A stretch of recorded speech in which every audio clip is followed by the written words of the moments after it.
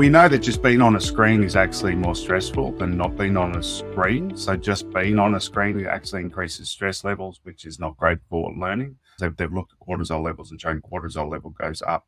We also know that just reading from a screen, you don't remember the information as well as if you actually read it from a piece of paper. So there's been thousands of studies now where they've given everyone from preschool kids all the way through to senior citizens either a PDF or the information on a tablet or on a computer or on a laptop, and giving them the same amount of time to read it and then giving them a test. And they show that the people who learn it on a piece of paper actually perform 10 to 20% better than those that actually learn it on the screen. When people learn online, for example, if you get them if they've got a printer to print stuff out and then read it on paper, they'll actually remember it and understand it and retain it better.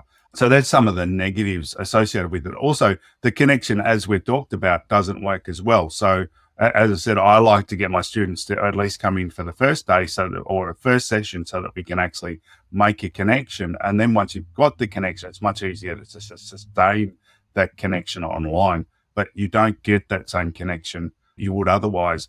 There's a couple of remote universities that I've worked with here in Australia. And so they are in small country towns, and they're set up so that the students can come onto campus there, and then they can have a lecturer who's in the big city who's actually then working with them. But they'll have 2 or 3 people on a computer in the one little room. So then they get the connection with each other. So then they feel more connected from that point of view. And then you can get them to shake each other's hands and do these things.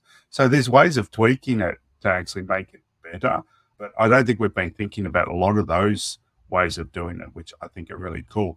You've got to also get them to turn off all their notifications, because we know that the notifications, every time a notification goes off, we lose the last 90 seconds of what we were doing because of our working memory. So our working memory is really limited, and because of our attention mechanisms, if something beeps or something buzzes or something jumps up and down, or their phones go off or their phones beep or buzz or anything like that, they lose the last 90 seconds of what they were just doing, but they don't realize they lose the last 90 seconds of what they were doing. So if they're trying to listen to your lecture or whatever, and that every time that happens, they lose time and they lose that information. So you've got to make sure that they get rid of all of those things, which a lot of students tend to have a lot of resentment.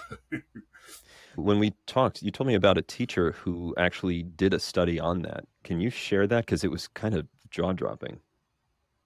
Yeah, so he had a class of 25, 30 students, and he was actually a statistician teaching the high school students stats.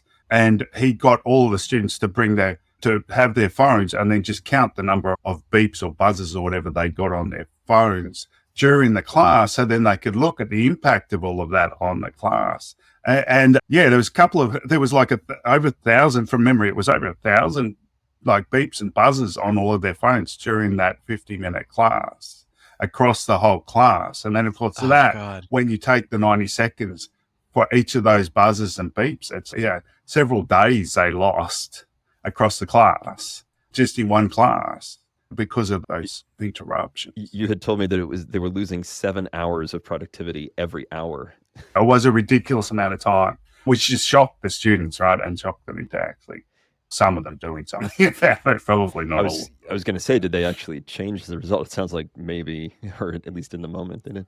But so then what do we do with this knowledge, right? Because the cat's out of the bag. We're not going back to just in-person meetings, probably. How do we deal with, say, a learning scenario that really is purely virtual, that you don't have the option for people to necessarily be in the same place at the same time? You don't have the option for this to be a live experience.